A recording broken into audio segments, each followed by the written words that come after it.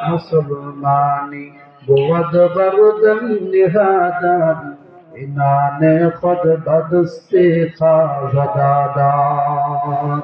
আমার আল্লাহ দেখতে কই বান্দা বড় আদর করিয়া মহব্বত করে তোরে বানাইছি রে বান্দা ও বান্দা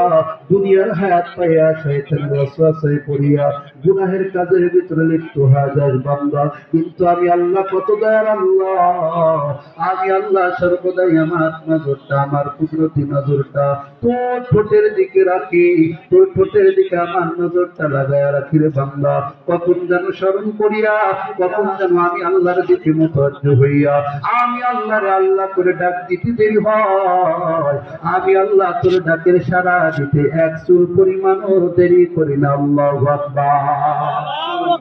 আল্লাহ পাক আমাদেরকে কত মহব্বত করেন আল্লাহ পাক বলেন বান্দা তুই তোর জিন্দেগিতে যত গুনাহ করেছিস এই গুনাহের কাজ করার পর যখন আমি আল্লাহকে আল্লাহ করে ডাক দিবি অনুতপ্ত হবি আমি আল্লাহকে আল্লাহ করে ডাক দিয়ে নিজের গুনাহগুলো মাফ নেওয়ার জন্য আমি আল্লাহকে আল্লাহ বলে ডাক দিতে বের হবে কিন্তু আমি আল্লাহ তোর জিন্দেগির গুনাহ খাতা মাফ করতে দেরি করব না সুবহানাল্লাহ মুসলমান ইমানদার আল্লাহর গোলাম আল্লাহ তাআলা ডাক দেয়া কয় ও বান্দারা তোদের হায়াতটা কত দামি এই হায়াতের ভিতরে একবার সুবহানাল্লাহ আলহামদুলিল্লাহ বললেন নাকি তোদের আমলনামায় জমা হয়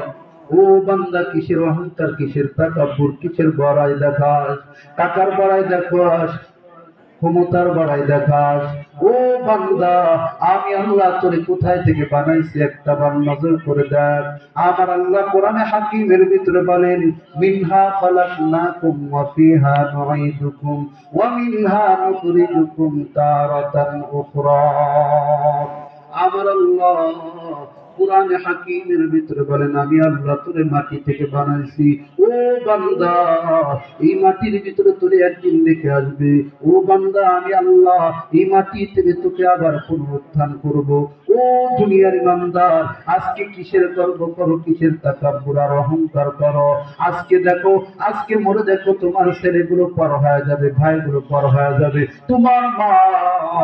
যে জন্মদাতা মা তোমাকেও ভুলে যাবে আজকে লক্ষ্য করিয়া দেখো আমার পাশে আপনার পাশে আমার বয়সে অনেক আল্লাহর বান্দা কবরে শুয়ে আছে ও দুনিয়ার ইমানদার অনেক বন্ধু কবরে শুয়ে আছে অনেক যুবক ভাইরা লক্ষ্য করে কথাগুলো শ্রবণ করবে গো যুবক ভাইরা তোমাদের বয়সে অনেক যুবক কবরস্থানে শুয়ে আছে তুমি এখনো আল্লাহ পাক তোমার জিন্দা রাখছে তোমার হায়াত দান করছে ও বান্দা এটা শুকরিয়া মনে করতে হবে হায়াত নামক দৌলত যখন শেষ হয়ে যাবে মৃত্যুর ঘন্টা যখন বেঁচে যাবে তোমার নিকট যখন মালাকুল মউত চলে আসবে ওই সময় আর যতই আফসোস করো না কেন কোনো কাজে দিবে না ও দুনিয়ার ইমানদার আমার আল্লাহ ডাক দেখো বান্দারে আমি আল্লাহ একটা উদ্দেশ্য নিয়ে তোমাদেরকে আমি আল্লাহ পাক দুনিয়াতে প্রেরণ করেছি আমার আল্লাহ ডাক দেখো ওয়া মা খালাকতুল জিন্না ওয়াল ইনসা ইল্লা লিয়াবুদুন আমি আল্লাহ মানব জাতি আর জিন জাতিদেরকে একটা উদ্দেশ্য বানাইছি সেটা হলো আল্লাহর গোলামি করার জন্য কথা বলেন ঠিক কিনা